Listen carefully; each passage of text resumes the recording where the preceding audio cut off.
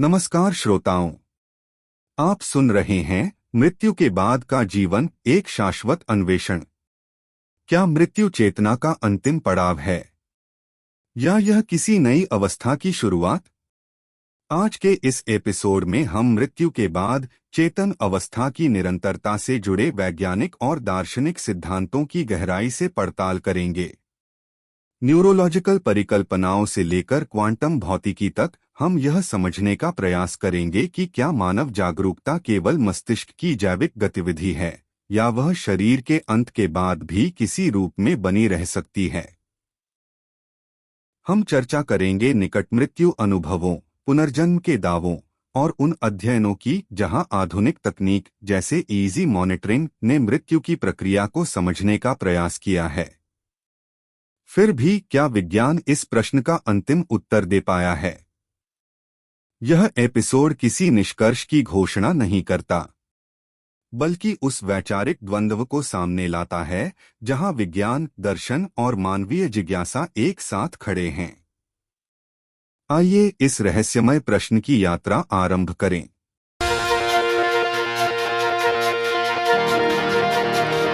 एक सवाल है जो शायद हम सब ने कभी न कभी सोचा होगा कि मरने के बाद क्या होता है। हाँ बिल्कुल, सदियों से तो ये सवाल सिर्फ पुजारियों और दार्शनिकों के दायरे में था। पर अब ऐसा नहीं है। नहीं, अब तो ऑपरेशन थिएटर और लैब में बैठे वैज्ञानिक भी ये सवाल पूछ रहे हैं और आज हम इसी की तह तक जाने की कोशिश करेंगे। हाँ, क्योंकि अब हमारे पास सिर्फ आप कह सकती हैं कि कहानियां नहीं है, बल्कि डेटा भी है। हमारे पास नियर डेथ एक्सपीरियंसेस यानी NDEs हैं। मृत्यु के करीब पहुंचे लोगों के अनुभव। एग्जैक्टली।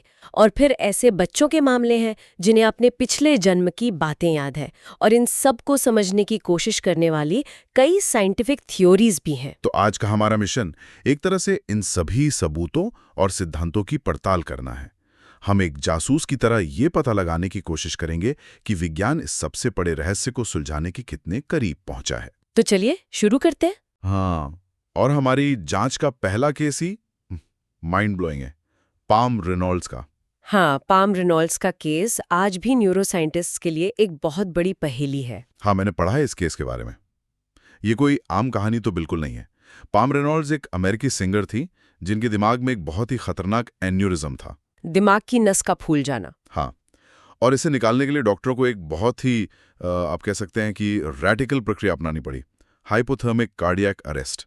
इसे आसान भाषा में समझे तो उनके शरीर का तापमान 15 डिग्री सेल्सियस तक गिरा दिया गया, उनका दिल रोक दिया गया और उनके दिमाग से सारा खून निकाल दिया गया। मतलब मेडिकली वो पूरी तरह से मृत थी? पूरी तरह से। उनका ब्रेन स्टेम अनरिस्पॉन्सिव था, EEG पे कोई दिमागी गतिविधि नहीं थी, दिमाग एक तरह से पूरी तरह बंद था। और यहीं पर बात अविश्वसनीय हो जाती है। उनकी आंखों पर पट्टी बंधी थी, कानों में ईयर प्लग्स थे, हाँ, जिनसे 100 डेसिबल का क्लिकिंग साउंड आ रहा था ताकि ये कंफर्म हो सके कि उनका ब्रेन स्टेम काम नहीं कर रहा। फिर भी जब उन्हें होश आया तो उन्होंने अपनी सर्जरी के बारे में ऐसी बातें बताईं जो उन्हें पता ही नहीं हो सकती थी। उन्होंने उस खास सर्जिकल सॉ का वर्णन किया जिससे डॉक्टर उनकी खोपड़ी काट रहे थे। उन्होंने कहा कि वो एक इलेक्ट्रिक टूथब्रश जैसी दिखती थी। अरे वाह! यही नहीं, उन्होंने ऑपरेशन थिएटर में चल रही बातचीत तक सुनी, जैसे एक महिला डॉक्टर ने कहा कि उनकी आर्टरीज बहुत छोटी हैं, और ये सब बाद में सच साबित हुआ। एक मिनट, ये कैसे मुमकिन है? अगर उनका दिमाग बंद था, आंखें बंद थीं, कान बंद थे, तो उन्होंने ये सब देखा और सुना कैसे? ये तो विज्ञान के सारे नियमों के खिलाफ है। बिल्कुल। सबसे सीधा जवाब तो यही लगता है कि ये सब उनके दिमाग में ही चल रहा, कोई भ्रम होगा। और यही सबसे कॉमन साइंटिफिक एक्सप्लेनेशन है। इसे हम न्यूरोलॉजिकल हाइपोथेसिस कहते हैं। ये थ्योरी कहती है कि NDEs मरते हुए दिमाग की उपज है।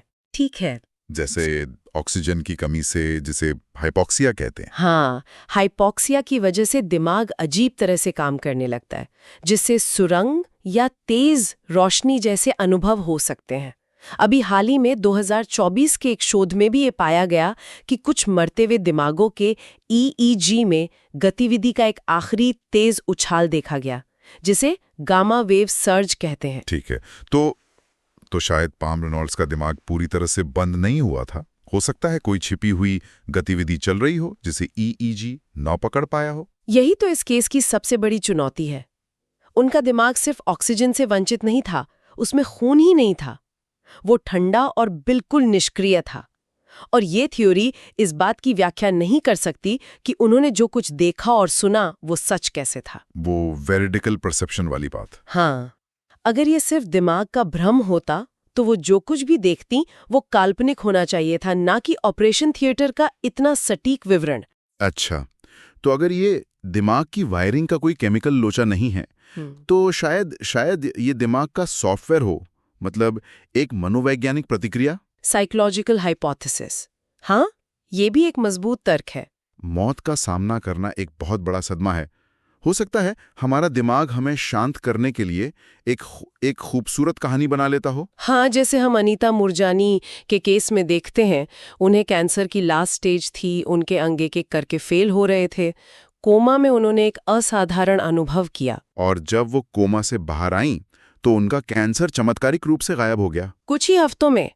तो यहाँ एनडीई एक बहुत शक्तिशाली मनोवैज्ञानिक अनुभव था जिसका असर उनके शरीर पर भी पड़ा। और कुछ रिसर्च तो ये भी कहती हैं कि ये अनुभव हमारी सांस्कृतिक मान्यताओं से भी प्रभावित होते हैं। जैसे किसी ईसाई को जीसस दिख सकते हैं और किसी हिंदू को कोई देवता। ये सच है कि एक कल्चरल लेयर होती है, लेकिन जो बात हैरान करती है वो है इन अनुभवों का कोर स्ट्रक्चर। दुनिया भर में अलग अलग संस्कृतियों के लोगों को एक जैसे अनुभव होते हैं, जैसे शरीर से बाहर निकलना, एक सुरंग से गुजरना, हाँ, तेज रोशनी देखना और पहले से मर चुके प्रियजनों से मिलना।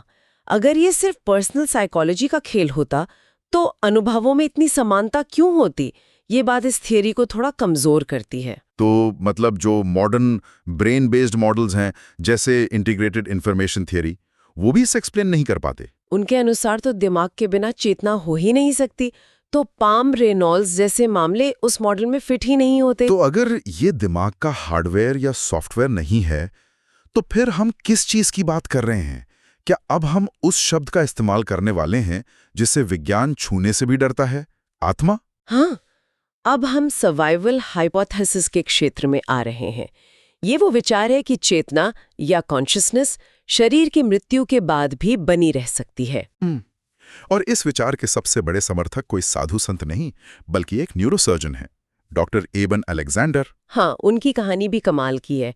एक हार्डकोर साइंटिस्ट जो इन सब बातों को दिमाग का धोखा मानते थे, जब तक कि उन्हें खुद ये अनुभव नहीं हो गया। उन्हें बैक्टीरियल मेनिंजाइटिस हुआ था, एक ऐसा इन्फेक्शन जिसने उनके दिमाग के नियोकॉर्टेक्स को पूरी तरह से बंद कर दिया था।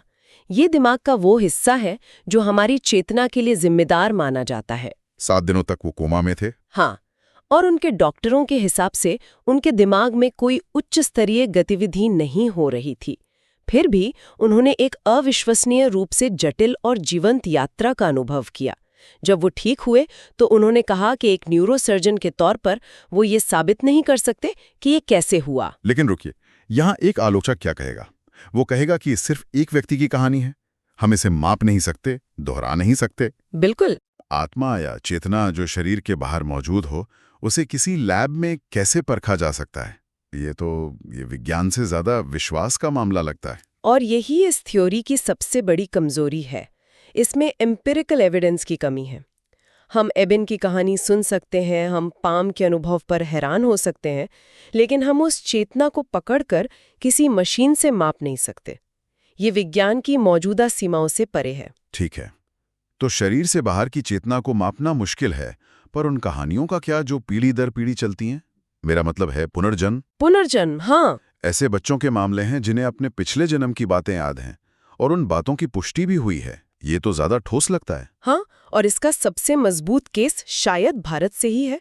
1930 के दशक में दिल्ली की एक बच्ची शांति देवी, अच्छा, सिर्फ 4 साल की उम्र में वो अपने माता पिता से कहने लगी कि ये उनका असली घर नहीं है और उनका असली नाम लुगदी देवी है। उन्होंने अपने पति और बच्चों के बारे में बताया और कहा कि वो मथुरा के एक छोटे से गांव में रहती थीं। शुरू में तो किसी ने विश्वास नहीं किया होगा, जाहिर है। बिल्कुल नहीं, लेकिन वो इतनी जिद पर अड़ी रहीं और उन्होंने इतने सटीक डिटेल्स दी, अपने घर का पता, गलियों का नक्शा, अपने पति का नाम केदारनाथ, कि परिवार ने जांच करने का फैसला किया। और उन्होंने केदारनाथ को एक खत लिखा और वो आदमी ये जानकर हैरान रह गया कि एक छोटी बच्ची उसकी मृत पत्नी के बारे में सब कुछ जानती थी।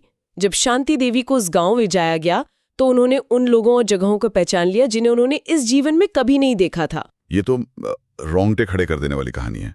विज्ञान इसे कैसे समझाता है?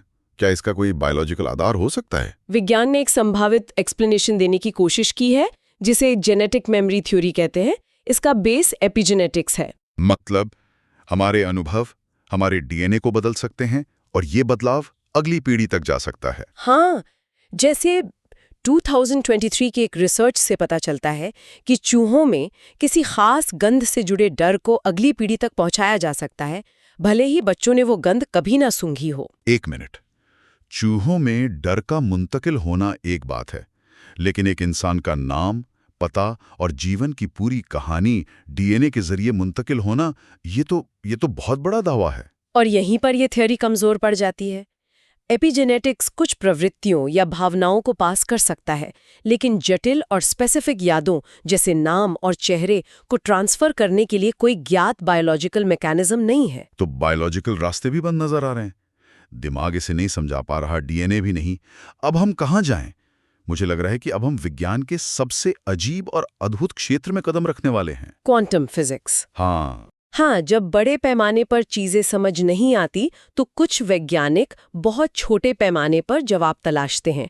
क्वांटम कॉन्शियसनेस की थ्योरी यही करती है। ये सर रॉजर पेनरोज का आइडिया है ना? हाँ, उन्हीं का। उनका मानना है कि चेतना हमारे न्यूरॉन्स के अंदर मौजूद माइक्रोट्यूब्यूल्स में होने वाली क्वांटम प्रक्रियाओं का नतीजा है, और क्वांटम सिद्धांत का एक नियम है कि जानकारी कभी नष्ट नहीं होती। तो इसका मतलब है कि चेतना से जुड़ी जानकारी भी दिमाग के मरने के बाद नष्ट नहीं होती, बल्कि ब्रह्मांड में कहीं बनी रहती है। सिद्धांत तो यही कहता है, और इस विचार को पुलक जुड़वा बच्चों जैसे मामलों से जोड़ा जाता है। अच्छा, ये क्या केस है? 1957 में इंग्लैंड में 2 बहनें जोआना और जैकलीन पुलक एक कार दुर्घटना में मारी गईं। 1 साल बाद उनकी मां ने जुड़वां बेटियों को जन्म दिया, गिलियन और जेनिफर। और इन जुड़वां बच्चों को अपनी मृत बहनों की बातें याद थीं, अविश्वसनीय ढंग से। जेनिफर के शरीर पर वही बर्थमार्क थे जो उसकी मृत बहन जैकलिन के थे। जब परिवार अपने पुराने घर गया तो बच्चियों ने उन खिलौनों को पहचान लिया जो उनकी मृत बहनों के थे। उन्होंने उस स्कूल और पार्क के बारे में भी बताया जहां वे पहले कभी नहीं गई थीं। ये सुनने में विज्ञान से ज्यादा एक डरावनी फिल्म की कहानी जैसा लगता है। क्या साइंटिफिक कम्युनिटी से गंभीरता से लेती है? बहुत कम। ये थ्योरी बहुत ज्यादा स्पेक्युलेटिव है, मतलब सिर्फ अनुमानों पर आधारित है। क्वांटम प्रभाव बहुत नाजुक होते हैं और वो गर्म, गीले दिमाग जैसे वातावरण में कैसे काम कर सकते हैं, ये एक बहुत बड़ा सवाल है। इसका कोई सबूत नहीं है। ठीक है, इसी से जुड़ा एक और आइडिया है इंफॉर्मेशन ट्रांसफर हाइपोथेसिस, कि चेतना एक तरह की जानकारी है जो शरीर की मृत्यु के बाद एक यूनिवर्सल फील्ड में अपलोड हो जाती है। हाँ, और जेम्स लिनिंगर का मामला अक्सर इसके उदाहरण के तौर पर दिया जाता है। एक अमेरिकी बच्चा जिसे 2 साल की उम्र से ही हवाई जहाज के दुस्वप्न आने लगे। और उसने अपने पिछले जन्म की कहानी सुनाई। हाँ, कि वो द्वितीय विश्व युद्ध का एक पायलट था जो एक जापानी विमान द्वारा मार गिराया गया था। उसने विमान का प्रकार, जिस जहाज से वो उड़ा था उसका नाम, नेटोमा बे, और अपने एक साथी पायलट का नाम तक बताया। उसके पिता ने सालों तक रिसर्च की और पाया कि जेम्स की बताई हर बात सच थी। तो ये यूनिवर्सल फील्ड का आइडिया कहाँ से आया? ये इस विचार से आता है कि चेतना शायद दिमाग में स्थित ही नहीं है, बल्कि दिमाग एक एंटेना की तरह काम करता है जो चेतना को एक बड़े क्षेत्र से पकड़ता है। पर इस यूनिवर्सल फील्ड के अस्तित्व का कोई सबूत नहीं है। बिल्कुल, ये एक ऐसा आइडिया है जिसे हम अभी परख नहीं सकते। ठीक है, तो ऐसा लगता है कि हम हर बार एक ही दीवार से टकरा रहे हैं। हर वैज्ञानिक सिद्धांत एक पॉइंट पर आके रुक जाता है और कहता है इसके आगे हम नहीं जानते। शायद हम गलत सवाल पूछ रहे हैं। शायद ये विज्ञान का नहीं बल्कि दर्शन का सवाल है, और शायद यही इस पूरी चर्चा का सार है। ये संघर्ष 2 बुनियादी दार्शनिक दृष्टिकोणों के बीच है, भौतिकवाद बनाम द्वैतवाद। मटीरियलिज्म वर्सेस ड्यूअलिज्म, ये 2 अलग-अलग ऑपरेटिंग सिस्टम की तरह हैं। राइट। भौतिकवाद कहता है कि जो कुछ भी है वो पदार्थ है। दिमाग एक मशीन है और चेतना उस मशीन से निकलने वाला एक धुआं है। मशीन बंद, धुआं गायब। बिल्कुल। लेकिन भौतिकवाद चेतना की हार्ड प्रॉब्लम को हल नहीं कर पाता। मतलब दिमाग के न्यूरॉन्स की फायरिंग से लाल रंग देखने का अनुभव या संगीत सुनकर खुशी महसूस करने का अनुभव कैसे पैदा होता है। और दूसरी तरफ है द्वैतवाद, जो कहता है कि मन और शरीर दो अलग अलग चीजें हैं। शरीर भौतिक है और मन या चेतना गैर भौतिक है। एबेन अलेक्जेंडर और पाम रेनॉल्ड्स के अनुभव इस विचार का पुरजोर समर्थन करते हैं। लेकिन द्वैतवाद की अपनी समस्या है। अगर मन गैर भौतिक है तो वो भौतिक शरीर से इंटरैक्ट कैसे करता है? एक आत्मा आपके हाथ को उठाने का फैसला कैसे कर सकती है? हमारे पास ब्रेन स्कैन्स हैं जो दिखाते हैं कि विचार और दिमाग की गतिविधि सीधे जुड़े हुए हैं। तो एक पक्ष चेतना की व्याख्या नहीं कर सकता और दूसरा पक्ष भौतिकी के। हम एक चौराहे पर फंस गए हैं। हाँ, और इसीलिए कुछ दार्शनिक और भी अजीब रास्ते अपनाते हैं, जैसे सर्वचेतनावाद जो कहता है कि चेतना ब्रह्मांड का ही एक गुण है, या प्रत्ययवाद जो कहता है कि वास्तविकता ही मानसिक है। पर ये विचार विज्ञान की पहुंच से और भी दूर है। तो हमने मरते हुए दिमाग से शुरू किया और अब हम पूरे ब्रह्मांड की चेतना पर सवाल उठा रहे हैं। इन सब का क्या मतलब निकाला जाए? मुझे लगता है कि असली निष्कर्ष ये नहीं है कि विज्ञान आफ्टर लाइफ को समझाने में विफल रहा है। असली निष्कर्ष ये है कि उसने अभी शुरुआत ही की है। पाम रेनॉल्ड्स और शांति देवी जैसे मामले डेटा पॉइंट हैं जिन्हें अब नजरअंदाज नहीं किया जा सकता। तो हमारे पास दो मुख्य खेमे हैं। एक जो कहता है कि ये सब मरते हुए दिमाग की आखिरी खूबसूरत लेकिन भ्रमपूर्ण चमक है, और दूसरा जो कहता है कि ये अनुभव किसी गहरी अधिक स्थायी वास्तविकता की एक झलक हो सकते हैं। और सच तो यह है कि कोई भी थ्योरी अभी पूरी कहानी नहीं बताती। हाँ, आत्मा अगर है तो वो किसी MRI स्कैन में नहीं मिली है, लेकिन विज्ञान ने उसे खारिज भी नहीं किया है। उसने सिर्फ इतना कहा है कि वो हमारे मौजूदा उपकरणों की पकड़ से बाहर है। तो सवाल अब ये नहीं है कि क्या कोई आफ्टर लाइफ है, बल्कि ये है कि चेतना असल में है क्या। और ये सब हमें तंत्रिका विज्ञान और तत्वमीमांसा के एक धुंधले चौराहे पर छोड़ देता है, और ये मुझे सोचने पर मजबूर करता है। अगर हमें कल मृत्यु के बाद जीवन का निश्चित रूप से परीक्षण करने के लिए एक प्रयोग डिजाइन करना हो, तो वो कैसा दिखेगा? हम क्या मापेंगे? चेतना का वजन, यादों की ऊर्जा? और शायद इससे भी महत्वपूर्ण बात, क्या हम सच में उस जवाब के लिए तैयार हैं, चाहे वो कुछ भी हो। आज की चर्चा हमें यह याद दिलाती है कि प्रौद्योगिकी कितनी भी उन्नत क्यों न हो जाए, चेतना का रहस्य अभी भी हमारी समझ से परे है। कुछ वैज्ञानिक मॉडल चेतना को मस्तिष्क की जैविक प्रक्रिया मानते हैं। कुछ अन्य सिद्धांत आत्मा या सार्वभौमिक चेतना की संभावना को नकारते नहीं हैं। लेकिन अभी तक कोई भी दृष्टिकोण निर्णायक प्रमाण प्रस्तुत नहीं कर पाया है। शायद यह अनिश्चितता ही इस विषय की सबसे बड़ी सच्चाई है। मृत्यु के बाद क्या होता है, यह प्रश्न आज भी खुला है। और यही खुलापन भविष्य की खोजों को प्रेरित करता है। हो सकता है उत्तर प्रयोगशालाओं में मिले, या शायद वह हमारी चेतना की गहराइयों में छिपा हो। इसी जिज्ञासा के साथ अगले एपिसोड तक के लिए विदा।